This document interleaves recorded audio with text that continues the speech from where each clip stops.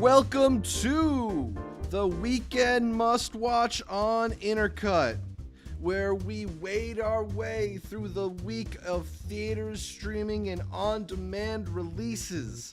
I am your co-host, Zachary Shevich, and joining me, he's got those Polar Express eyes, it's Arturo Zurita. I'm not sure if that's a compliment, but with these Polar Express eyes, we've been seeing a lot of movies, a lot of upcoming ones, a lot of early screenings that hopefully we get to put on your radar that are going to be on the horizon. But we had some family-friendly movies, some not-so-family-friendly movies, and some movies that make you question your family this week. So a lot to talk about. Yeah, I mean, I would think it was a little bit more to devour, to actually consume. I like the week. Yeah, I thought it was a pretty solid week. It's a nice variety. Been dealing with a little bit of light stuff, given everybody cleared the way for Doctor Strange, but we're getting back into content, getting back into the content wars this week with lots to watch and stream and rent, whatever have you. Why don't we jump right into the what we're watching with the movie that I think was the talk of at least film Twitter over the weekend. I don't know if it was everybody's cup of tea, given that it ended up with a D+ cinema score, the rare D+ on cinema score. I'm upset. I wanted an F. Yeah, right? I wanted it to go the full mother route and get the F. A whole mother F right there. Nothing. A D+? No, not even a D-, not even a D, a D+. So there's something that stuck with people. So yeah, not everybody was disappointed. Man, the latest release from A24, as well as writer-director Alex Garland, who's previously made Ex Machina, Devs, Annihilation, wrote 28 Days Later. Really important in modern horror. This one is an unsettling, atmospheric horror movie that follows a woman on her trip to England, the English countryside, following her ex-husband's death. Art, we're going to do an after credits after this stream and talk a little bit more with our full thoughts and full spoilers on this movie. But let's just do a quick non-spoiler reaction. What did you make of Men? Right off the bat, I'm a huge Alex Garland fan. I think he's one of the best directors that we have working today. He's in my top 10 right now at this moment. I think he's a fantastic writer, and I know that this is one of the movies that, or one of the ideas that he's had for a little bit. But out of the ones that he's directed, I think Devs is still my number one. I'm like really tied between Ex Machina. I think Annihilation beats Ex Machina just a little bit for me, but at the tail end would be this movie. This is not one that is for the faint of heart. It's not one for someone who likes a very straightforward story. It tricks you into thinking it's a very straightforward story, and it's like a really nice thriller right at the beginning, and then it really dives into what I would call just kind of like a psychological way of looking at someone's grief after a very traumatic event. I believe people should give this one the benefit of the doubt, even if it's not in theaters. I think now that you've seen it, Zach, you can see what I mean of like it gets a recommendation, maybe from you. I don't know yet, but it's still one where it's like, I don't know if you need to go out to the theaters to see it or if you should watch it from the comfort of your own home so that you could squirm in privacy. Right. So if you want to compare it to the other films we've had from Alex Garland, I think the thing that I was a little bit surprised by in watching Men is that it's maybe a bit simpler than I had hoped for and simpler than a lot of the other things he's covered. You know, he's taken on some really heady ideas, some really sophisticated concepts in tackling artificial intelligence and genetic modification and all these really strange ideas. This is much simpler, much more stripped down. And I think where it succeeds is that Garland is still a really strong stylist. I think he's got a very clean aesthetic to a lot of his movies that also really works as a nice juxtaposition for a lot of the ugliness that we get to see later on in the movie. So there's just some formalistic elements that I thought were really, really strong here. As far as its plot and the central like metaphor holding it all together, I don't know if there's a whole lot of there. I did enjoy it, but it's not necessarily like the deepest Alex Garland movie, one that I feel like you got to run to the theaters to catch. One, shout out Rob Hardy. He's been that go-to cinematographer for Hmm. him, and I mean, I love me Rob Hardy, not just from his independent stuff, but even the big budget stuff. But yeah, this is that one where I felt a lot of people have been coming out saying, "Oh, you know everything off the trailer. What do you think of this part?" I don't know. I'm still wrapping my head around that one. It's like the one where it's like I don't know anything that happened, but everything that he said was also way overstated. But then I'm not exactly sure what certain things mean, so I'm gonna go watch it again Hmm. either today or tomorrow, because I did come out of it kind of, because I really like him as a director, Yeah. giving him the benefit of the doubt. I really like the performances in this movie. I think that alone is worth catching because Jesse Buckley is one of the best, I believe, working right now. Kinnear, right, does an insane job playing a Yeah. multitude of faces, I will say, Yeah. because it is a very condensed cast. I don't think there's more than 5 people in the movie, 5 actors in the movie. Um, but it is one where I think that there's a lot of symbolism here and there where it may not be the most profound thing, but I still think that for what he's going for, there's a nice, and we'll get to it more in the spoilers, a theme dealing with cycles, Hmm. very much cycles, especially towards the Yeah. end. But it is one where if you're curious in any way, shape, or form, if any of his previous stuff has piqued your interest, go into this one blind. Hmm. Don't get it spoiled by anybody else. It is good for you to experience the ending, even if you come out pissed off. At least you got to experience that crazy Yeah. ending uh, without any spoilers. Yeah, I've seen some people reacting negatively to the film, and they're particularly reacting negatively to the second half of the film, and that to me is like a Everybody. is terrible. Like that's the part of the film where the real meat is. Like the Cronenbergian body horror stuff is where I Yup. really think Men is excelling. I prefer the latter half to the first half, but yeah, I still think it's still an interesting film from a director who I've consistently found to be very thought provoking and interesting. So Mhm. I've enjoyed also reading a lot of reactions to Men. So I'm excited to talk about that with you in more spoilers. But that was really the main thing that we saw in theaters this weekend. There's a lot more to offer on the streaming front.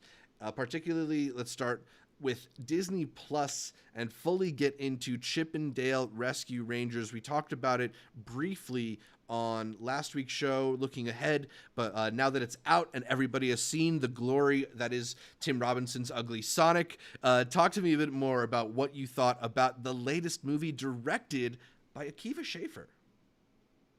I told you that it was a very funny movie Mhm. that is still a product for a big corporation. Do you see any different now that you've seen it? You know, I gotta say, I really was not bothered by a lot of the use of intellectual property. I thought a lot of it was subversive and weird enough, and like kind of dark enough that it it kind of justified being there to me. Like I was a little bit surprised by some of the liberties they were given with certain characters. With other characters that I didn't even think they had the Right, rights to. That's where exactly. I was surprised. That yeah, Yeah, it's something that extends way beyond the confines of just Disney, you know? yeah, exactly. In terms of the story, I think it's a cute story. I've always liked the Lonely Island trio coming together, doing their stuff. All of them are in here. Sandberg does the voice. You got the directing. You got the writing. Even other cameos that appear in there.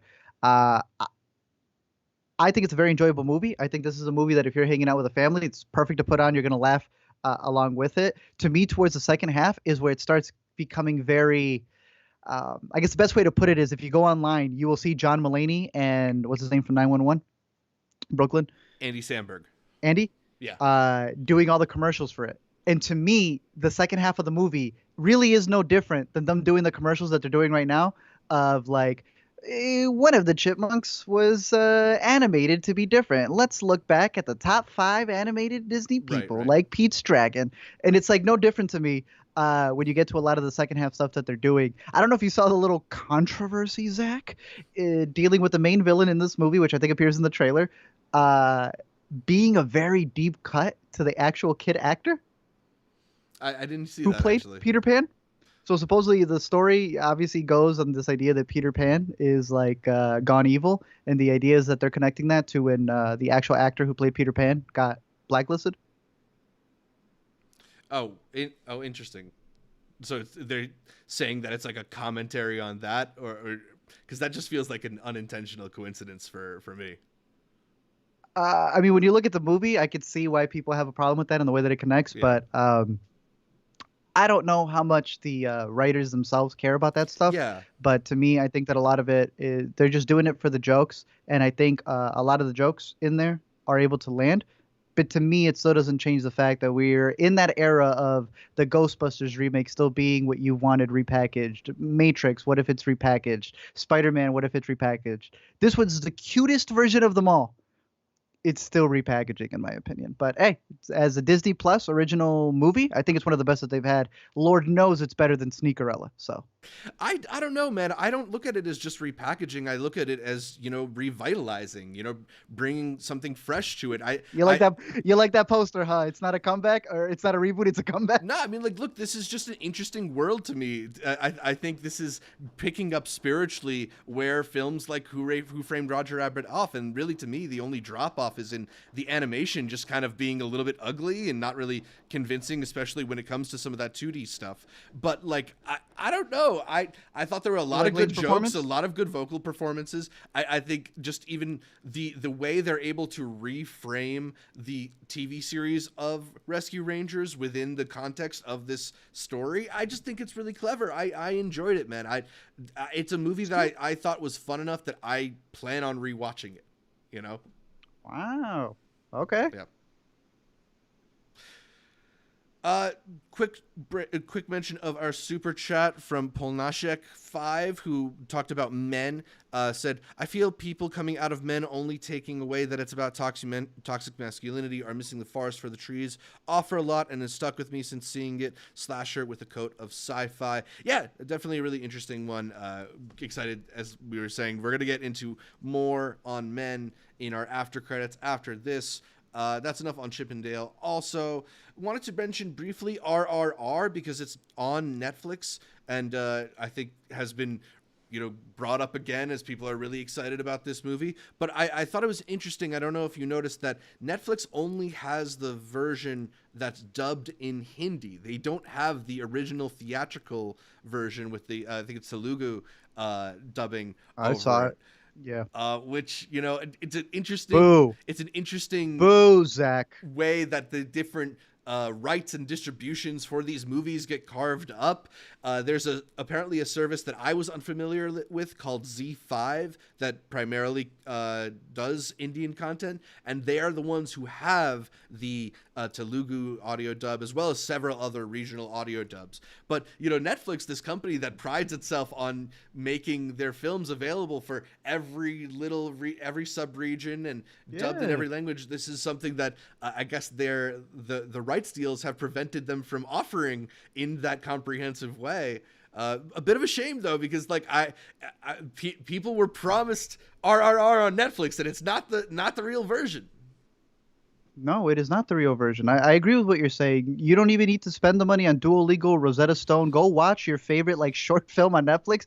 They got every language for you. You know what I'm saying? So as long as you find something, you can switch throughout all the ones and learn something. This isn't a dub. Or sorry, what you got is the dub. Yeah. What we didn't get was the original. Like, you're not asking for a different alternate version. You're just asking for the original audio track. RRR is a movie that's filmed in Telugu. There is portions that are in Hindi, if I'm not mistaken, and then it's in English, right? And the way the movie plays with that is beautiful. Yeah. I'm not calling it like Drive My Car, the way that it weaves in languages, but I thought it was a beautiful way to be able to bounce around. And the more that you know those languages, you are missing part of the experience by not getting it like that. Well, first and foremost, yeah, because the thing's not synced. It's a dub. So, I don't know. That's a little disappointing for me. Hopefully it doesn't take away from the action. Alina's actually watching it right now to cut up for a video, so I'm going to hear her perspective on that. In a little bit, I'll probably be catching the tail end of that because that's 3 hours long. We can do 2 podcasts and she'll still be catching that. Worth it. But, hey, it's out. People finally get to watch it. I know it's a 3-hour movie, and that was very difficult to get people to go into theaters to probably go see, but it's available in the comfort of your own home. You'd be reading the subtitles anyway, I guess. So there is that aspect of it for you to still be able to catch a majority of the experience. Did you catch it, though? Yeah, absolutely. I mean, like, it's just undeniable, right? It's so joyful in its exuberance and its over the topness, and it's not just how over the top the action is, but how consistently inventive and clever they are. Like I was just in watching it, I'm just I find myself being surprised by the choices they're taking and the way that they use the environment it's so rare. so regularly. Like it just, I think we got a comment from somebody who was maybe frustrated that we were talking about RRR, given like the variety that Indian cinema has to offer, and they brought up films that we've talked about, like The Lunchbox or Court or The Disciple, which are really great films, but this being sort of the opposite end of the spectrum, the blockbuster end of the spectrum, this film being a film that cost, I think it was $75 million American to produce. This is, I think, when you want to compare, if we're going to compare to American cinema, this is more in the vein of a Fast and Furious or an Avengers and stuff. And I think if you are doing that as a like-for-like comparison, there's just so much more to respect and appreciate and enjoy in the crazy nature of a film like RRR than basically any of the action blockbuster cinema we get this side of, the new Mission Impossible movie. No, I agree with you. That's why I know there's that Billy Eichner movie that's coming up called Bros, or the love story about two bros. We already got it right here. It's called RRR. Do yourself a favor, catch it on Netflix. I have a feeling Billy Eichner's Bros is going to be a lot different, even though there are very homoerotic vibes in RRR. All right, I want to talk a little bit about George Carlin's American Dream, a new 2-part documentary co-directed by Michael Bonfiglio as well as Judd Apatow, which is chronicling the life and career of the iconic stand-up comedian George Carlin. Art, Carlin is a person whose comedy is often still cited by people today, especially in response to political events. But what do you think of this documentary, and is it befitting of his legacy? Did you get to catch it? Yes, I caught both parts. I thought it was fantastic. I think it's a good looking back at the history of the man, and also being able to see the history of comedy through the different things that he did. Because that first part really gets into the Carlin before he was Carlin, if that makes any sense. And I found that very fascinating because a lot of people think when you look back at an icon, oh, they just made it. This was them. This was always the way that they were. This is the type of comedy that they were able to put out into the world. And the fact that he started way back in the day doing stuff that you would feel the Carlin people would be making fun of. Very, I don't want to call it corporate, but very like, day-to-day late night show. Yeah. It's before and he it was became very fascinating. counterculture. Yeah. Exactly. He was 100% in the culture. Yeah. And just seeing his rise there and his influences and the different people that he had, all of the different anecdotes that they give you, the talking heads, bro. I know that talking heads in documentaries is usually like, either the most standard thing you could get and it could be boring. It depends who you get to come in, and it is a stacked amount of people. I'm not going to spoil everyone who comes in, but some of these people were coming in, these massive comedians, just letting it slip that they got a secret society of people who gathered together. So I could just only imagine how after the Oscars, whatever meeting they had after that and how they got together to talk about it, it's just crazy to see the ins and outs of the comedy world from probably the person who pioneered a major part of it, and just fascinating in splitting it in 2 parts to see how he always reinvented himself. How a lot of comedians would come in who were the younger crowd going to go make fun of him now that he's older doing the same bits, and he would just surprise them time and time again. I know there's that quote that always referenced that we've gotten to the point where the politicians come off as comedians and the comedians come off as the politicians, the people who kind of tell you the state of the world. And I've always felt that that's always applied to this man right here. So even if you don't know much about him, I think the doc does a great job of not just interweaving his story, but then also including a lot of his iconic bits. It's on HBO. I think a lot of his specials are on HBO as well. I'd say do yourself a favor, go check it out. George Carlin's American Dream. Yeah. I'll spoil one of the celebrity talking heads because I think he summed it up in a really interesting way. I thought the way that Colbert talked about how Carlin continually evolved and analogizing him to the Beatles, saying that, in the beginning he was putting out Love Me Do, and he was like in the tuxedo and very buttoned up, and then he put out his White Album, and he was able to consistently evolve in each phase of his career, almost like a major band going through different iterations. He was able to redefine what made him so good, and I think that's primarily the reason he's been able to become so iconic. Is he was so many things to so many different people, and he was so daring too in allowing himself to evolve in a way that, you know, he wasn't beholden to who his previous self was. He was constantly seeking what the most interesting next step could be, and he kept finding it. He really developed into quite an amazing artist of the stand-up form. I don't know. I think this is a great documentary, just in terms of how it's able to contextualize not just his comedy to the different time periods he was in, but how his comedy also was influenced by his life, and how His faults, you know, his ups and downs, what impact they had on his career. I just think it's a really great piece that also has so much great material in it. Not just like iconic bits that they show, like the 7 words or the stuff bit from Carnegie Hall, but also some of the behind the scenes stuff, the notes that they show scribbled, the voice recordings that they play of unfinished bits. I just think it's a very great comprehensive look at this guy who deserves, you know, the 4-hour treatment, not just the 2-hour documentary.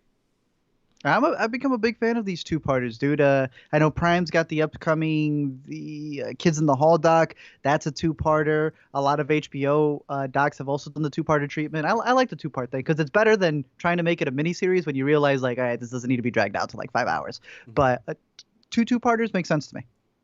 Yeah. I'm cool. I'm also really into this phase of Judd Apatow. Like, maybe the comedies aren't quite hitting the same way, but the documentaries are excellent. Like, just full on pivot to making documentaries of iconic comedians. Because between this and the Larry Sanders one, like, he's got a real talent for it. He clearly has like a huge reverence for these guys that shows through how he treats the material.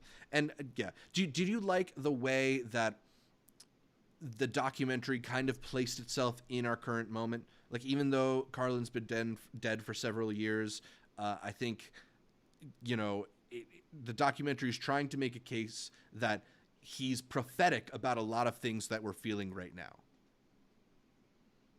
Yeah, I mean, I think they allowed him to speak for himself. I did not feel like they were trying to connect a through line to it too much.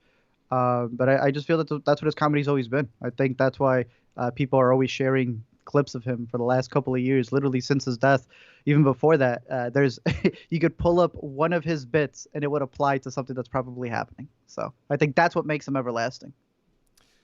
Let's move on to a new Shudder release, The Sadness. It's a new Taiwanese film about a young couple trying to reunite in a city ravaged by a plague that turns people bloodthirsty. I didn't get to catch this one, but Art, it was at Fantasia Fest last year. What did you think of The Sadness?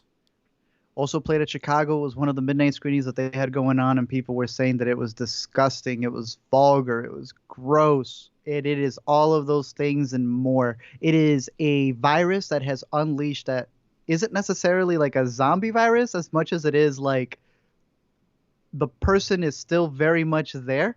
Their eyes just become black. They can still speak, but they just lose all sense of humanity. They just come down to the most vulgar, how would you put it? Impulses that a human can have, both men and women. But in particular, because you have this couple that's trying to reunite, you follow the boyfriend trying to get to her while the girlfriend is on a train, and all hell breaks loose. These are zombies that like literally will say they'll make fun of you, they'll make sexual insults at you, and then like just ravage after you. It is also probably one of the most grotesque films in terms of the prosthetics that they use. A lot of the action sequences, they do not waste. What is it? They did not spare any expense when coming to the blood in this movie. So if you're looking for something that's gonna at least get a reaction out of you, Shudder finally has delivered on a movie that I think you could watch with a group of people and then take a shot whenever anybody squirms, because there will be a lot of that happening in this movie. It's not a perfect movie. It wasn't as profound as I thought it was going to be. I think it's also one that comes with a message. I think the message, definitely way more than Men, is one that's very apparent. But it was a very interesting take on the zombie movie that I would recommend. Something about the premise also sounds a little bit like The Purge to me. Is that like a weird comparison for this one? No. So imagine like instead of the purge ringing, this is like, well, what if it was a virus? And the idea that you can really look at it is that, are they really being infected by a virus, or is this a virus that's already out there and we just suppress it until you find a crazy act that happened that makes it to the news? That's kind of like the metaphor that's in the movie. Very interesting. So it's an apt comparison. Cool. All right, let's talk about a new Hulu release in The Valet, which is starring Eugenio Derbez as well as Samara Weaving. The Valet is about a world-famous movie star who faces a PR disaster when paparazzi snap a photo of her with a married man. In order to avoid scandal, she pretends to date Antonio, a valet going through a divorce, who appears in the same paparazzi photo. Art, Derbez produced this film as well as starred in it, but is The Valet a good vehicle for him? Yeah, I thought it was, if you're looking for this type of movie, I think it's going to hit on all the cylinders that you needed to. Derbez has made some terrible movies, in my opinion. This is not one that's up there with Instructions Not Included, which is one of his films that I very much like, and I thought that made a really good crossover over here to the States. But it's definitely not as bad as something like Latin Lover, which I despise. This is somewhere in the middle. This is a perfect streaming release for Hulu if you're interested in, a nice lighthearted movie. Yeah. I believe it's also a remake of a French film, if I'm not mistaken. So it's already an idea that's been out there. And Derbez, Coda was also a remake. And look at the man, made it all the way up to that Oscar stage. And I think this is a good movie for him in terms of being a very nice comedy that is trying to have its thematic elements in there, because it's not just that she's with the valet. She also needs to make sure that they don't find her with this other dude who's a real estate agent. Yeah. So it very much uses California as its setting and how it's being gentrified, and how technically he would be the person who would be kicked out of his home if it weren't for Greenfield's character, who's trying to take over all of that. Mm-hmm. I thought it had a lot of really good jokes. I also really like Carmen in this movie because this was her last role before her passing, I want to say.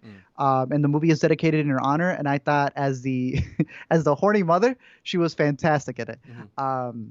Again, not up there with some of his top movies, but I think it's a perfect streaming movie to catch with the family if you're a fan of Eugenio. And Samara's character, she's a great actress. Her character was way too over the top, but it's interesting to see all the roles that she takes. So shout out to her. And yeah, R.I.P. Carmen. Yeah, I mean, I found this to be one of those movies that's a little more nice than it is funny, if that makes sense. Yeah. You know immediately that these two are going to develop a bond and learn to like each other and start to help each other out. So it's not like a movie that's going to have a whole lot of surprises in there. There are moments where I think it is pretty charming, but there's also a lot of stuff like the mom, Carmen's openness about her sex life, or the way his friends are constantly puzzled that he got with a movie star, where they all feel like jokes that have been done before. I think, like you're saying, like the ways in which it maybe feels a little bit fresher is in some of the themes they're able to bring in and some of the ways in which they've maybe modernized it. I do find, like, I'm not really one that genuinely is taken aback by an age gap, but the 30-year gap between Eugenio and Samara is a little bit jarring. She looks a lot more like she's his assistant or like his sugar baby or something than his girlfriend here. I just feel like it also would have been a little bit more believable if they had an actress who was maybe 10, 15 years older.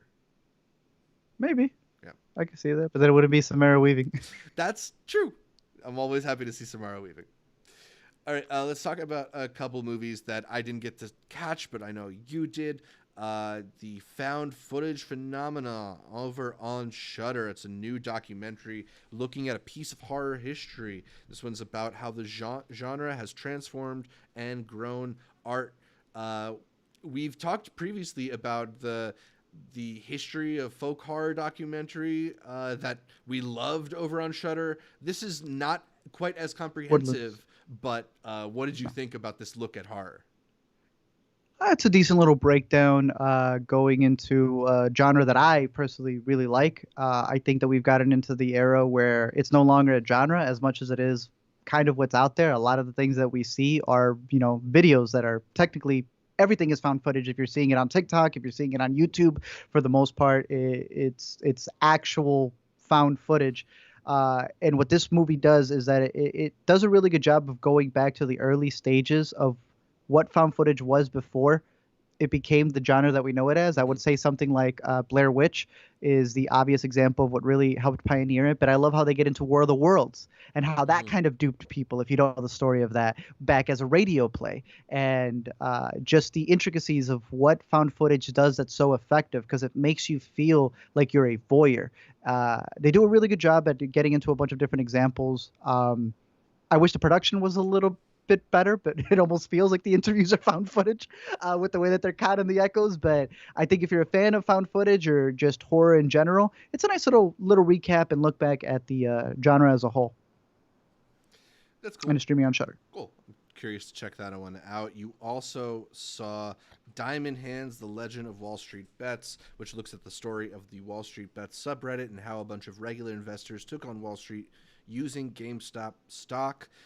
This was part of this year's South by Southwest, but now that it's on Peacock, yes, sir. Should people give it a chance? Out of all of the ones that have come out so far, and it's never going to stop, so I'm not going to deem this one the winner of the number one Wall Street Bets movie. I think it's better than the HBO one. HBO had a two-parter with one of the Culkins narrating it. I think this one's a little bit better. It gives you some of the people who are actually involved with the subreddit, a lot of their own personal stories, but then also a play-by-play of what happened. So I think that before we get the Netflix movies and all the narrative features that are going to come out, this would be one of the docs to have on your radar as kind of like a precursor to a refresher to what had happened with this whole debacle before, we start getting the Emmy movies and the Oscar bait movies about the event. So it's over on Peacock as a part of the MSNBC slate that they have. So it is very much considered a news piece to them, but I thought they had some very interesting editing in there that keeps your attention. Maybe a little too frantic with the editing, but nonetheless does a good job of breaking it down for the regular person who doesn't know the ins and outs of stocks. So, cool. Check it out. All right, let's jump over to TV. There's a new limited series on Netflix called The G Word with Adam Conover. It's produced by Higher Ground Productions, which is the Obama's production company, and Barack even makes a cameo right at the beginning of the first episode. I've caught the first two of these. Art, I don't know how many you've had a chance. For the G Word? Yeah. I caught the first one. I saw him having a whole discussion with Obama, and I'm like, I don't need to see the discussion with Obama. People are going to think what they think. You saying I don't want them to think what they think is not going to help them think what they think. Yeah. It's kind of the similar thing of what he's done in the past, I would say, except now I feel like he's getting less into the style of editing and where he's just like, hey, Ray-Ban and Oakley, they're from the same brand. It's more so now like really getting into more of the explainer context of politics. So not that it's more boring than the other ones. He's just trying to make more of a message than he is fun facts, in my opinion. Right. I think your willingness to go along with this type of infotainment sort of relies on your tolerance for the host of the program. I happen to like Adam Conover a lot. I've liked him since he was at College Humor. I liked his last show, Adam Ruins Everything. So I'm kind of willing to go with his meandering explanations and his sort of ham-fisted way, occasionally ham-fisted way where he will tie things together and, he's doing explainers and you're relying on the little footnotes to be like the evidence for you. But, I don't know if that's going to necessarily be the case for everybody, if everybody's going to want to, give themselves over to him. What do you make of Adam Conover as a host? He's okay. I don't like. You would have told me back in the day when he was making the True TV stuff. I thought he had a clever shtick going with him. I think it's just outdone its stay, in my opinion. I not to say that he's gone corporate, but I do find it funny that he's within the system that he's critiquing. And I personally, even if they're making valid points, don't really care for that ever, if that makes any sense. I don't want to see a Disney rep breaking down Disney. I don't like seeing, someone who's already working with somebody to get the most valid thing. I don't. Maybe you feel different. I just think getting a non-involved person is usually the best way to go about it. But then you don't get the access that someone like Adam's going to get. And see, I just kind of think we should have everything. We should have people working outside the system and people working inside the system. And I think Conover does a pretty commendable job of working within the system, but still critiquing the things that allowed it to exist. And I've been pretty, at least thus far, pretty satisfied with his lack of reverence for the people who are closely involved, I guess, in this project. Like, he is willing to not necessarily make his employers seem flattering in his approach. It's also not like a Knives Out approach to it. He's not shredding the legacy of the Obamas or anything in this, but so it's taped. No, but I think that's not the purpose of his show. His show is just infotainment about especially this one, about the workings of government. And for what I appreciated, just as a person who shares a lot of the same values that I think Conover does, is that at its best, this is a show that seeks to make the invisible machinations of government visible to the common person. And I respect that. I think it's a valuable asset, and it's done in a package that is not as dry as you would ordinarily get this stuff. Maybe it is a little bit like the kind of stuff you'd show to a middle schooler during a class, but like it still has a function that I find useful in our society. And I do believe in I believe in what he's doing, and I believe in him as a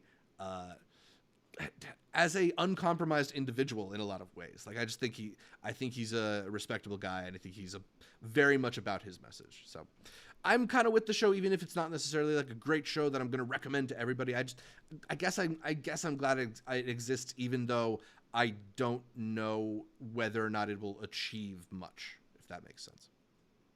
No. I think you put it best. It's best works as a thing for middle schoolers. Let's talk about another Netflix property. Let's get into my next guest needs no introduction, with David Letterman, which is Letterman's occasional pet project where he gets to interview interesting people. Do you find yourself being a regular viewer of the show, or do you only tune into the episodes when he talks to people that you're interested in? That, because he's on 4 already. I had no idea this was 4. For whatever reason, I thought this was like the second season. Nope, he has gone 4. I've seen a couple of the previous ones. I know he did one with Kanye. He did one with Seinfeld, Obama. There was a couple that I really enjoyed that I've seen previously. This time around, he got really big people with Will Smith, Cardi B, Billie Eilish. And I've realized, I don't know how many of these you've caught or how you feel about I think his I've fallen outlook off a little bit, but yeah. Okay. Letterman's not one of my favorite late night show hosts. I think he's good at what he does. I don't think he's great at what he does, but he's up there. Like, you cannot deny that. The man did his time. He, as he says, especially in this 4th season, he was always focused on his work. That he had his first kid at 53.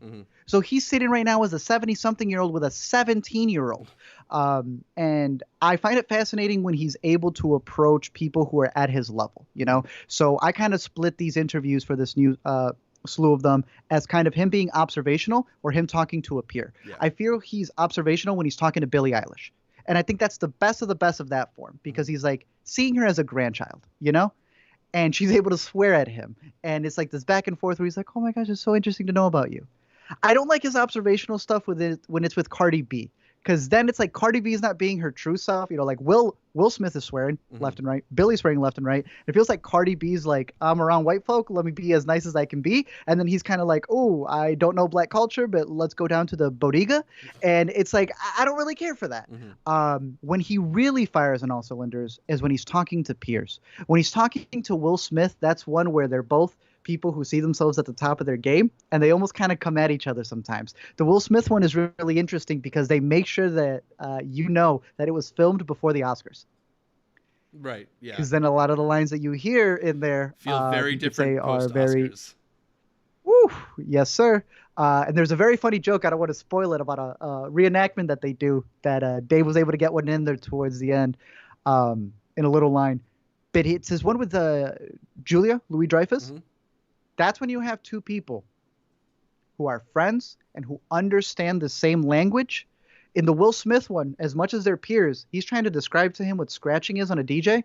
Again, it almost falls back to observational. Hmm. When he's talking to Julia, these are two people who are super rich, who are having discussions. And if you're a fly on the wall just listening in, I think you will end up learning a lot. Yeah. You end up seeing them conversing on things that only two people at their stature, only two people who understand themselves like that, are able to disclose things. And I found their conversation very fascinating. Mhm. But it's always very interesting to see how he's able to develop his stuff. I mean, how many late night shows leave and then forced their way back in there? I still feel really bad for what's his name on the Daily Show coming back for the Apple one, because that just, Stewart, yeah. everybody wishes that you could have something like this where he was able to retire, not have to do the weekly night thing, and then still come back and do interviews on his own accord. So Yeah, so I think one of Letterman's features that does make him one of the greats is I think he's one of the best conversationalists among the late night hosts. And when I say conversationalist, I mean that as a different trait than interviewer. I don't think he's necessarily the best interviewer,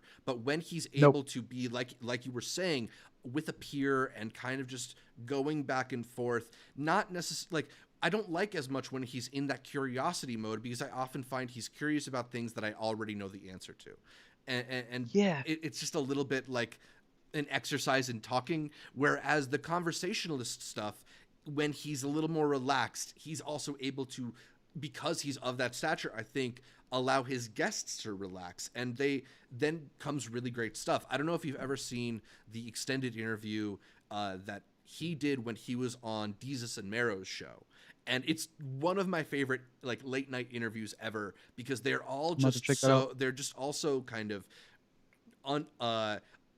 unbothered and like free with their back and forth, and it's just them shooting the shit in the best way, and they're all such gifted conversationalists that it just flows and is funny and is great. So I think that's, to me, one of the ways in which his show has been a little bit hit or miss, in that I'm not necessarily, it feels like a show that's about the things he's curious about, and I'm not often curious about the same things as him, but it does achieve this level of interesting conversation when he's paired with the right person, as you mentioned. Exactly.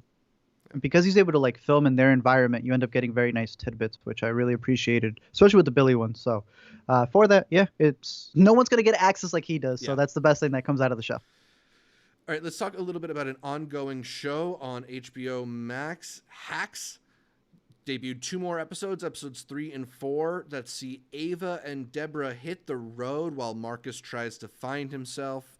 Art, what did you think of these last 2 episodes? I did not see those 2 episodes. I was really? busy watching one that we're going to see on Peacock, but I'm assuming we talked about it last week. I'm going to be saying the exact same things. Stream Hacks. Watch it. It's good. Yeah, very great show. Very fun show. They introduced Laurie Metcalf, who is very funny in her brief bits here. So that's something to look forward to. But yeah, I think Hacks is doing a really great thing where it's just like, it's a great hangout. You want to kind of be in this atmosphere with these people. I've already just grown so attached to all these characters. It's a great time. We'll talk about it more as the season develops. Let's talk about that other. I want to connect one there really quick though. Oh yeah. You said they released 2 episodes. Yes. Did you know Made for Love is done? What, did Zach, they just throw them all done. out there?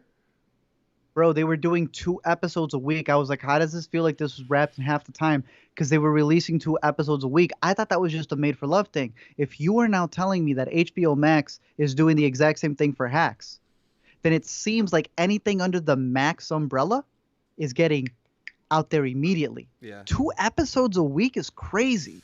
Yeah. For the original stuff, I was able to finish Time Traveler's Wife. Okay. With the screeners that they sent us. But they're barely on 2. Right. Yeah, I mean, so if maybe it's that an original, it's weekly. Max is double. Well, I don't know if it's everything for Max because I think they've done some hour-long dramas that go week to week. But maybe if it's this You're right. half-hour comedy, Well- they're doing an hour per week. Maybe that's their goal. Weird. Yeah, I don't know. That's weird, bro. Yeah, I mean, It's like a Rugrats episode where the one episode would be 2 10-minute ones. right.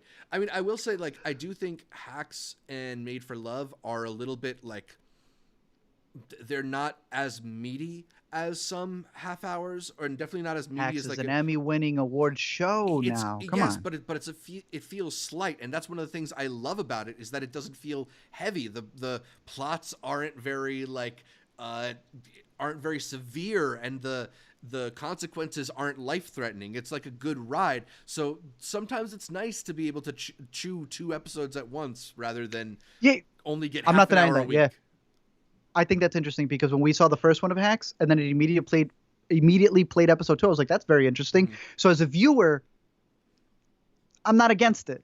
But in terms of a rollout, I mean, if season 1s for both of these went weekly, I'm curious the idea of finishing a series earlier. That does it has an effect in the production. I think the real thing is, like, I just miss long seasons, and maybe we don't need 22 episode seasons anymore. No. We don't need 20 seasons. You don't want more than 10 episodes a year of Hacks? You don't want No. 13 or 15? 13's different though. I'm not saying 13's 20. not 20. I'm not saying 20. Okay, not 20 20. was too much, but 10 is too little. Not is what my 15. point is. But if you give 13 episodes to a 30-minute series, then the hour series are going to be like, oh, so we doing 13 again? And I'd rather just stick to the 10. Bro, I think Barry is 8. 8 is not enough. My man, did you see those Stranger Things runtimes? We got a question about that, actually. Let's go to Yassine's question. Absolutely Thoughts not. on the runtimes for the new season of Stranger Things? All the episodes are between an hour and 15 minutes and an hour and 40 minutes. And the season finale is 2.5 hours. But somehow, this is in the final season. Not only is this not the final season, Yassine, this is in even the final run of season 4. They're still doing part 2 of season 4 in July. Well, it's 9 episodes. People thought it was going to be like half and half. No, you're getting the first 7 this Friday, and then you're getting episodes 8 and 9 later. That's only something does when they're about to wrap it up, and they're not wrapping it up. Yeah, you're right. There's a whole season 5. It makes no sense to me, bro. I hate this. I am not looking. We'll see. I don't like to pass judgment, but everything with the last 3. Dude, I'm going to a pop-up, bro. They have a pop-up over here. I don't know if they're going to do it over there. It's a Stranger Worlds pop-up. It's like a free reservation. You go in there and you're like in the world. I'm going to do it just to get some footage for the video, but like, I don't know, man. You would have thought that this would have been the period where they would have switched. Netflix, we're never going to do ads. Now they're going to do ads. Well, then do weekly shows. You were always the binge model. This would have been the perfect series with the length that each episode is to have done a weekly thing, and they're going to dump half of them dude, Friday, and then I guess the other 2, I don't know. It's going to be such a chore to get through all these. I mean, I've enjoyed Stranger Things in the past, but what I enjoy about it is the teen adventure aspect of it, or the like missing child aspect that they had in the first season. It's like the interpersonal aspects of it, and they just seem so committed to like what happened in the labs, what's going on in the Upside Down, and I just don't care. I don't have the energy. What can we cultivate? That's another spin-off. Yeah, they tried that backdoor pilot and everybody rejected it. So I don't know. I don't want to spend that much time in that world. Let's talk about a world that maybe we would want to spend a little bit more time in over on Peacock. Angelyne. This one is a new Peacock series starring Emmy Rossum. It's a look at the life of the mysterious, mononymous maiden with massive memories, Angelyne. Her story is pitched as the first socialite before Paris Hilton or Kim Kardashian, but I think the show is trying to do something a little more interesting. I only was able to catch the first half of the first episode. I had some internet issues, but how much have you watched, and what do you think of the show so far? We just wrapped it right now. Right before we started, we got to see the final scene, and it is very much what's that Anna show that was on Netflix where she just duped everybody? Oh, Inventing Anna? She's the OG. It's no different. And just like Anna got paid to get a Netflix series made about her, I see no...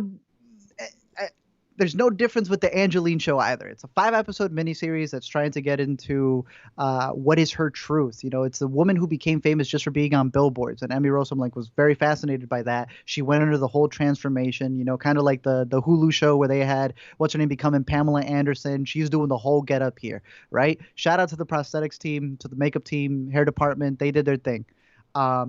I'm not a person who dislikes Emmy Rossum. I think she's a good actress. Mm-hmm. She is also married to Sam Esmail. Many of you may know him from Mr. Robot. He is producer on this thing. Both of them are producers, if I'm not mistaken, for the miniseries. I just don't really see the point. Personally, I don't see what it's trying to say. Kind of like the Inventing Anna show. Angelyne is one that kind of dupes people in order to get the spotlight. And while they think they're dissecting her, I feel like they're just continuing her legacy for her to be able to have a show that she was talked to about. She was visited by Emmy. Show comes out. Angelyne comes out and goes, I don't know about it. I'm not going to watch it, but my book comes out this summer.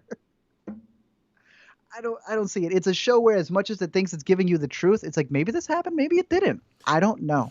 Well, I don't know if you got to see those episodes of Shoresy that's also doing this thing, but I realized a lot of little comedies are trying to do the mockumentary style where they'll stop and then have a discussion with the camera. Mm-hmm. They're like, well, I don't remember it that way. And then they're like, go back to the narrative structure. I think it's lazy. I don't like it. See, you know, very lame style.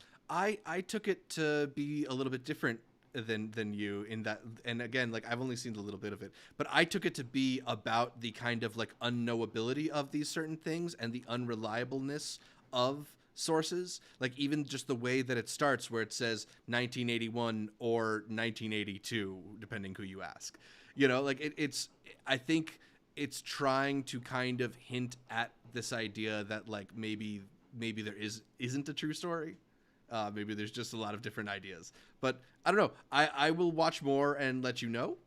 Watch more, because I think that's her purpose. And I don't think that's I see what you're saying. That would have been a very interesting show if it was indicative of the news and how they get out there. No, that's more so how she wants to be known. And that's how she made her fame and fortune, was by being as mysterious as possible. And it's in her favor for you to not know as much as possible. Yeah. All right. Well, interesting. Those are the TV shows we've been looking at.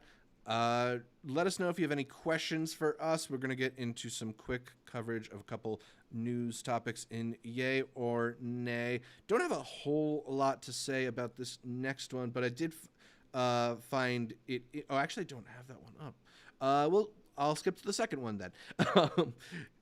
Daredevil is getting rebooted for Disney Plus. They're bringing back many of the original actors from the Netflix series, but with some new talent behind the scenes. Art, yay or nay, you are excited for the return of a Daredevil show? Nay. Yeah. I don't like the team behind it. You should have just kept the same team. I don't know what this idea is, that maybe we'll keep everybody who's in front of the camera and not the people behind the camera. That's who made the show. They're not done with their story. They still had more to tell. And now they're under the full Disney umbrella. I still find it insane that they worked with Netflix and now Netflix doesn't have these shows. Mm-hmm. I find that to be so ridiculous. And we just have not discussed how that's a thing that's possible. How Netflix just paid Office for a bunch of seasons to be on Disney Plus's back catalog. That's insane to me. You know, this isn't The Office that can be taken away and goes back to, you know, Universal, back to NBC on Peacock. Nah, this is like Netflix produced this show, did their thing, and then they don't even have the rights to stream it anymore. And then it's going to get taken somewhere else, and it's going to be bastardized as they come up with, I don't know what this is going to be. Is it still going to have the TVMA? Is it still going to be following the same storylines? Is it going to be a soft reboot? I am willing to give it the benefit of the doubt, obviously. But Moon Knight really disappointed me, so I'm not looking forward to them not getting this. Even if they keep the same writers, because I know for a lot of people it's like, okay, they're keeping that aspect of it. They can still tell the writers what to write. Like, we've kind of discussed these boardrooms for Disney, especially when it comes to TV. They don't really have writers. They have, like, the people who put the script together off of the notes that they've given them. Mm-hmm. Well, yeah, I don't want to be disappointed. They have but we'll writers. see. They just don't have they don't give the autonomy to the writers in the same way that most TV does. Like TV is typically a writer's medium. The showrunner of most TV shows is the head writer, but not on the Disney Plus productions. The showrunner on those is a Marvel producer. Yeah. So, yeah, we'll see. Yeah. We'll see. I don't know. Yeah, I mean, I just don't have a lot of hope for the Disney Plus Marvel shows. Like, we've gotten so many at this point, and like even the best of them still feel like lesser than their movies and twice or three times as long. It's just a lot of commitment to what is now like more and more of a deluge of content. Yep. I know people really, really like Daredevil. I don't know. I almost think they'd be better off starting anew than like trying to somehow keep this show going while fitting it into the existing Disney Plus aesthetic. No, they have to. I'm the complete opposite. No, you have to. You don't just reboot it. That's so lame. You have people invested in all of these characters, and you took all their catalogs. It is your responsibility to try to make them fit in. I'm the complete opposite on that. You have all the money in the world, bro. But what's better, like a reboot that's like a consistent vision, or like a half-assed weird season 3 of Daredevil? Why am I not allowed to have them make a cohesive thing that connects it? I get it that they're going to water it down, but as long as those are your only options, they shouldn't be the only options. Bro, are you defending the She-Hulk CGI thing too? Are we going to get into that as well? Like, nah, if you're releasing a trailer for your thing, the stuff should be finished. You have all the money in the world. We're releasing these half trailers, and this goes even to one of my favorite franchises. Mm-hmm. The Mission Impossible trailer's not done, but it's out there because it leaked or because they just needed something out there. That's not a trailer. There's no sound effects in the background. It's just images with a score. You can't. I'm not going to give the pass to one of my favorite things. I'm not going to give a pass to one of the biggest companies in the world. They have to find a way to connect it. If they took the catalog and it's sitting in their thing, you're just going to have a restarted season 1. I don't know. Yeah, I don't know. That's if you care for the properties. If you don't care for the properties, then I'm sure it doesn't mean anything else. But if it was something that you were interested in, Zach, I'm pretty sure you would not want a reboot. You would want them to continue the story that has been set up for 3 seasons. Like, I get that. But if it's going to be bad, just reboot it is all I'm saying. If it's going to, like, if you're just going to disappoint people, then just do something different, you know? But there already be disappointing people, so at least attempt it, fail it, and then the reboot. I don't know. We also gonna quickly talk about the TikTok jury fiasco, as the head of the short film jury, or TikTok short film jury, has resigned over his lack of independence and sovereignty over the jury's decisions. Just an interesting twist in this little story of Cannes trying to embrace TikTokers. They've invited a bunch of TikTokers to their festival, and they're planning on giving out an award. But, you know, there was always the concern that this was going to become just this like over commercialized entrant to this artistic festival. And I just feel like this news confirms that. Which is a shame, because you have the news that he quit. Yeah. Do you have the news that he came back? I don't actually. As of yesterday, the man returned, and he has decided to be a juror again, even though he said that the integrity of the jury staff was being compromised. He's back. All right. So take with that as you will.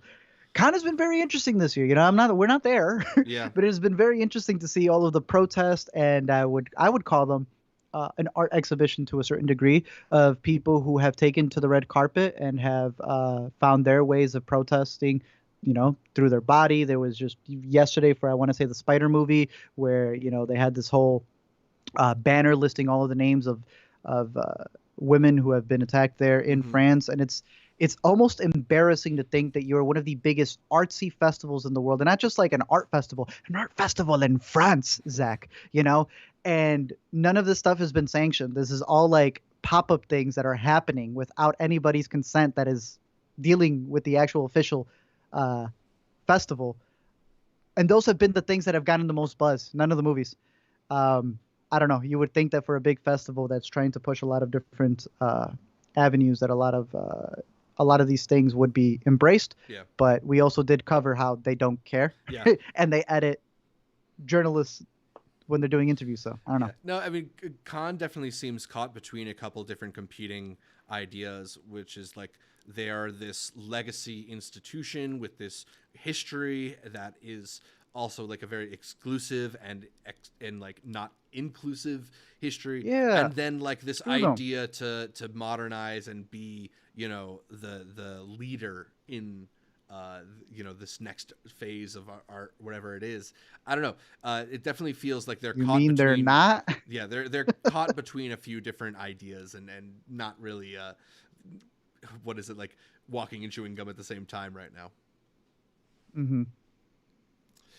All right, let us get into the nudity where we talk about what's new to theaters, streaming, and VOD. Starting off with May 23rd, Ghost in the Shell, SAC 2045, coming to Netflix. Another in the batch of Netflix anime that they seem to be doing like, they have a pretty strong foothold in that department. A lot of people tend to like those series. We don't watch a lot of them, but Ghost in the Shell is a big property. I don't know if fans of this are excited for this latest iteration of it, but Well, it is a season, and they have season 1 and they have season 2. And I believe what this one Yeah. that you're pointing at in particular is season 1 condensed into a movie. oh, is it really? I thought it was A season lot of 2. streaming services, it's one of them condensed into a movie. So I find that fascinating that in between the seasons, they're finding a way to condense all 10 hours into like 90 minutes. So I know Jimmy Cameron talked about that, which to a lot of people would have been like director's cuts and such, but this is a new way of doing it, which is just fascinating because are you just telling people that those are the only 90 minutes that matter and the rest is filler? Not exactly sure, but yeah, it's a little buffer thing that they're doing before season 2. Interesting. Over on May 24th on digital, we're getting Human Factors, a movie that we both liked out of last year's Sundance. That was good. I think it was already in theaters. We've talked about it a couple times on this show, but now it's available on digital. The next big Disney Plus Star Wars release is the Obi Wan Kenobi event series. They're calling it an event series because I guess limited and mini and all those other terms are a little bit too played out for Disney at this point. Of course, we're getting the return of Ewan McGregor and Hayden Christensen, as well as some new entries to Star Wars. There have been a few different attempts to revitalize or you know, make anew some Star Wars content. Where is your excitement level for this Obi-Wan show? I'm looking forward to it. I'm actually kind of excited. It's all nostalgia, though. I know this. I don't know if I have any faith in the production, but they're bringing the boys back. They're gonna do it anyway. So this is, at least out of all the ones that they've done, I care more for this than people in helmets. Yeah. I'm gonna tell you that much. That's a good point, and I would agree that like maybe I am incrementally more excited for this one because there's actually actors with faces whose emotions I can look at, and they're not hidden under, you know, all sorts of weird CGI de-aging, tampering weirdness. So And I'm not saying that's a bad thing. I'm just saying I have more of a connection with these people I'll say who it's a had a bad trilogy when I was growing up. I'll say it's Not a bad thing, Zach. That's not a bad thing, Zach. I just don't really see the value in a lot of those exercises. I find it to be a little bit like well, this one could be tedious. terrible too, bro. Yeah. There's really no reason to have this show. Yeah. I just like the actors in it, and I'm glad that young Anakin's coming back. Yeah, I'm waiting Did to you see if did you hate Hayden back in the day? No, I was completely indifferent. I don't care about Star Wars at all. I never have. I'll watch this if some people say it's good, but I'm anticipating it's going to be the same kind of like divisive reaction, and I don't know, man. It seems like they're not hyping this one up nearly as much as they have ones in the past, which concerns me too. I think they've been keeping it a secret. I don't think this needs marketing. It's Obi-Wan. Maybe we will see in a couple days. Competing with Disney Plus, Netflix is unleashing Somebody Feed Phil, and it's going to be hard to choose between the Obi Wan show and Somebody Feed Phil season 5, but there's enough hours in the day you can hopefully do both. On Hulu on May 26th, Look at Me, the XXXTENTACION documentary that you caught way back at South by Southwest. I think you appreciated this one. Very good documentary. They just announced that they were going to be releasing a single to coincide with the movie. It is obviously X had a bunch of different just really tracks, lines, whatever. If you listen to the Donda album, Donda 2 is officially actually coming out now, is what was announced today. And this weekend, to coincide with the movie, he's going to be releasing the song that he had with XXXTentacion. I forget the name of the song, something to do with love. I've heard the rough patch of Donda. I guess he's now actually cleaning it up. He's not mumbling on the tracks anymore. This will be the lead single to it, coming out this weekend, along with an actual album to coincide with the documentary. So there will be a Look at Me album that will also include that. So they're sharing the songs. So it'll be, I think it'll be a pretty big release. I know that a lot of music fans will be looking out for that one. Interesting. This weekend, May 27th, we are getting the Bob's Burgers movie. 2 thumbs up. Art, you spent 2 thumbs up. You spent some time diving into the Bob's Burgers archives to prepare for this one. Yes, sir. It's one of my feel-good shows, a really just sweet diversion that's uncomplicated and happy for me. So I'm really excited. What have you thought about your Bob's Burgers dive so far? Hey, Bob's Burgers is that show that I believe is definitely iconic, because even if you haven't seen the show, you know about the show. You know the little girl that's always in the memes. You know that one who's always like awkward dancing, the one with the hat. Like they've just become very prolific online and just in general with the images that they've been able to create. The show. I'm on season 4. I've just been playing it. So there were a couple episodes where Zach's like, but did you pay attention to this one? So I went back. He was telling me about this one where he becomes a taxi driver. There's a lot of really good stuff in the beginning seasons that are just hilarious. I think the editing, the animation, the pacing, the voice acting, all of it hits on all the cylinders, and the movie lives up to the hype. If you have been a fan of this show and you've been watching it for the past 12 seasons, this is it feels bad to say the phrase glorified episode, but it feels like the best of the best when watching in watching the series, and to extend it, what is really 15 minutes long, into a 90-minute epic that is able to embody the entire town, that is able to embody the family. All of your favorite characters are in it, which is why I feel you only need to see the first season. Mm-hmm. I don't think you need to see any of it to go in and kind of get the gist of the show. But if you see the first season, you'll be introduced to a lot of these characters, and you'll know what they represent up on screen, with their history. I still think, why am I blinking on his name? The one who always comes in to get burgers. Teddy? Go. I don't want to hear it. I don't care who your favorite character is. That's the best character. Teddy's the best character, without a doubt. But the movie's great, man. I was into it. I thought it was funny. They have a couple of musical sequences. The animation is beautiful too, because you know how much the show's budget is going to get you, but with a movie, it's way more fluid, and they got the characters dancing with it. I'm excited to see it again, dude. Yeah, can't wait to hear your thoughts about it. I really loved this movie, and I was so excited. Oh, you caught it? I did catch it. Yeah, Bro. Not. Were you sweaty at the end? I don't know why. I thought. Well, it's really sweet. I think it actually ends in a place that was emotional and a little, unexpectedly beautiful, especially considering that the show has been on for so long that they still have something in their bag that can tug at your heartstrings as much as I think this movie does.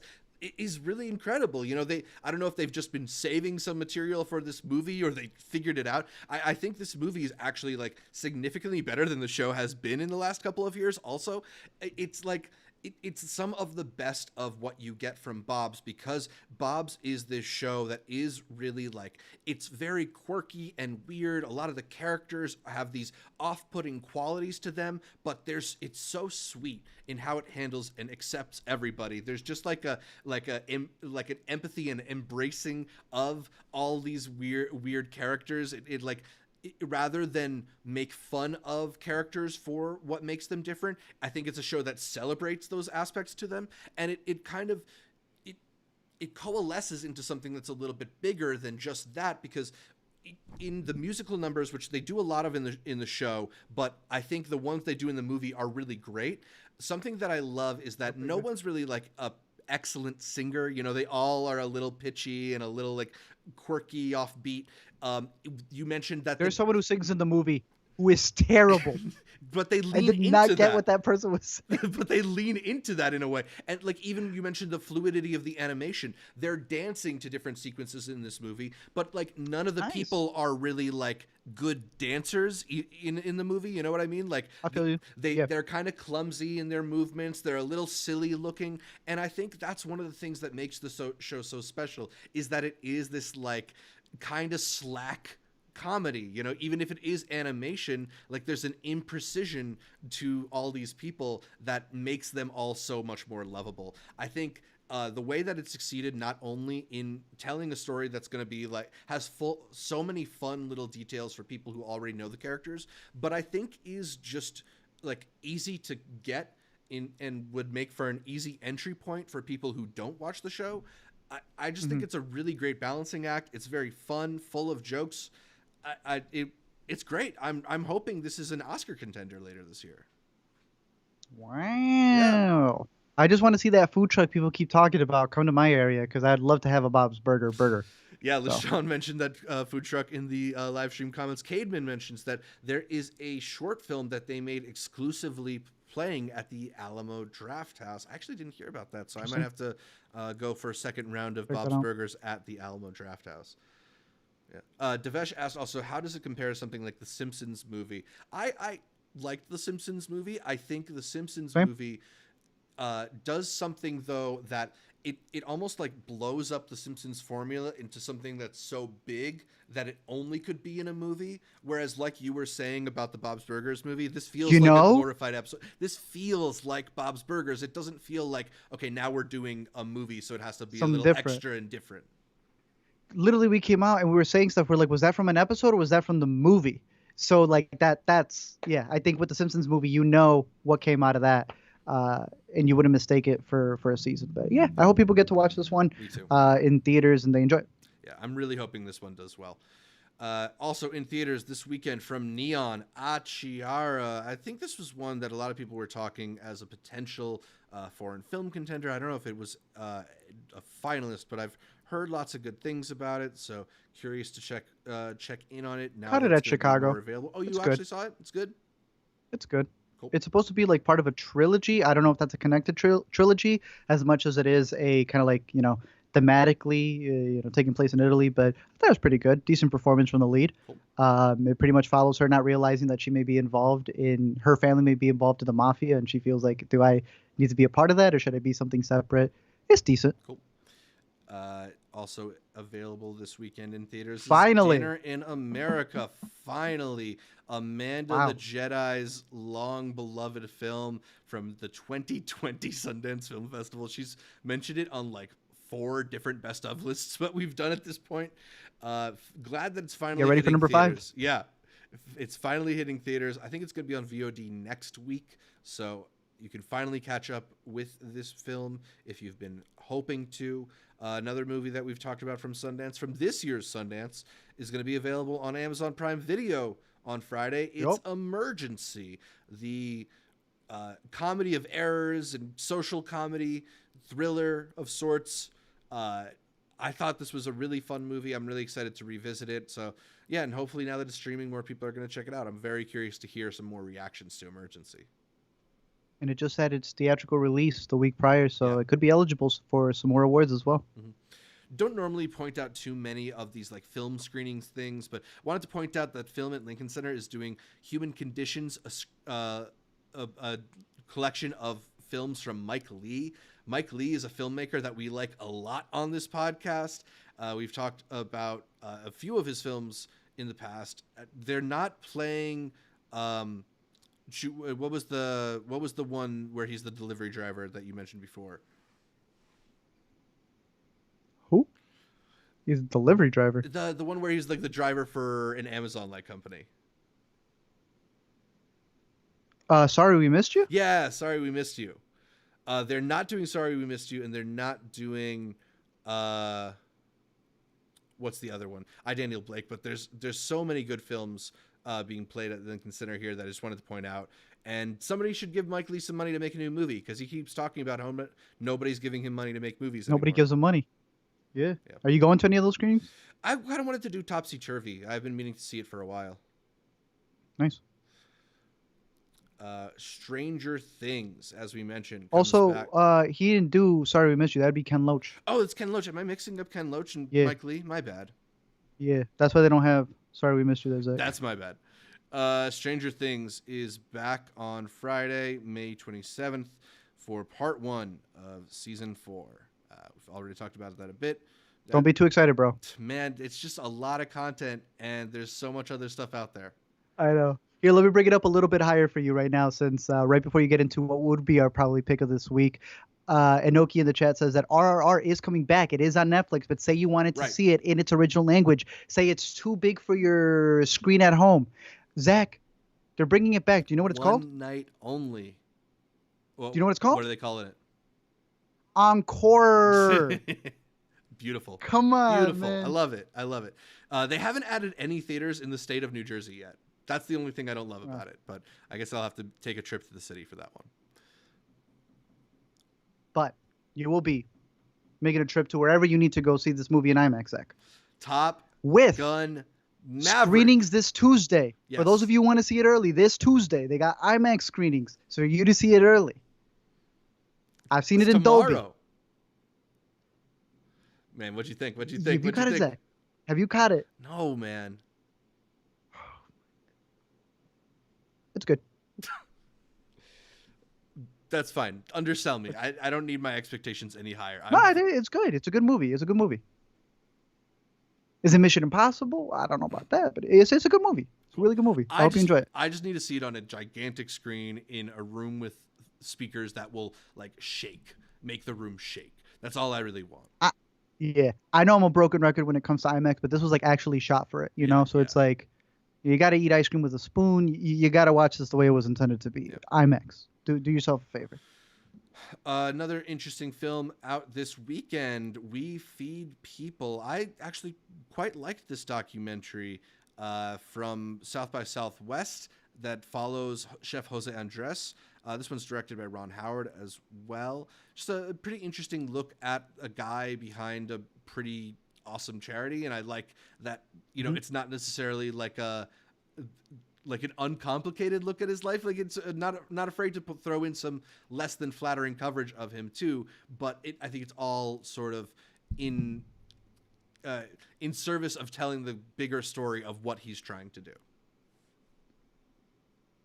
Sounds good. Yeah.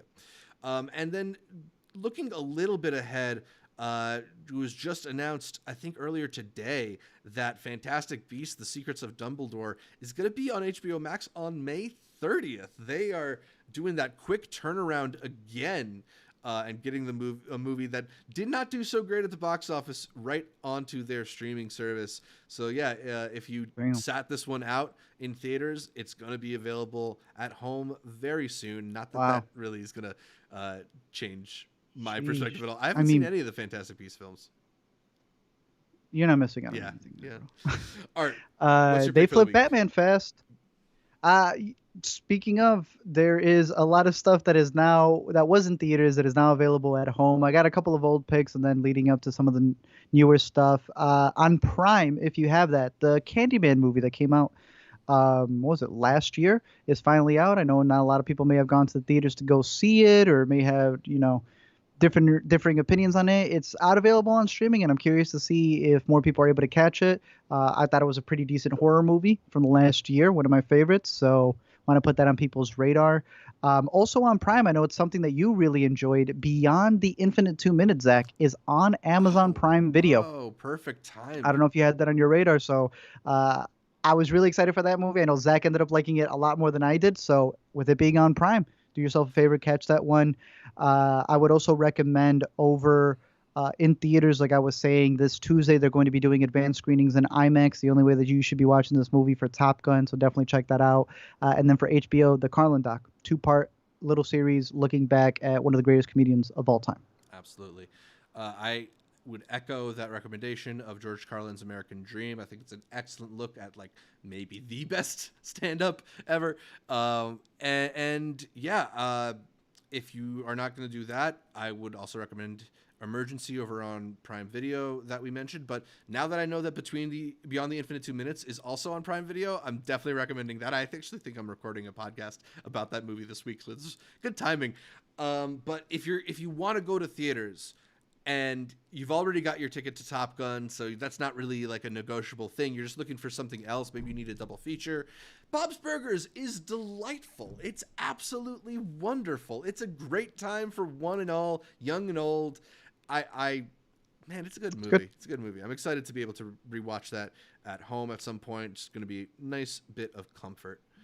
But I think that's about all for this edition of the Weekend Must Watch. We'll be back in a little bit to do our after credits breakdown of Men. We also wanted to do a breakdown of season 3 of Atlanta. I think we're going to do that later in the week. I don't know if we actually skipped over talking about the finale episode of season 3. I don't know if you had any quick thoughts on Terrare. I'll save it for the after credits, but I liked it. It was a good wrap up. Yeah. It was a good wrap up to the season. I liked it quite a bit. It's sort of, I feel like I've been waiting for an episode like that, so I'm glad we got it before. I've been waiting for an episode with her. Yeah. But yeah, let's see. That's all for this week's show. Follow me, Zach Shevich, on Twitter, Instagram, or Letterboxd at ZShevich. That's ZSHEV as in variety, ICH. And check out my YouTube channel or TikTok at Multiplex Show. Art, where can people find more from you?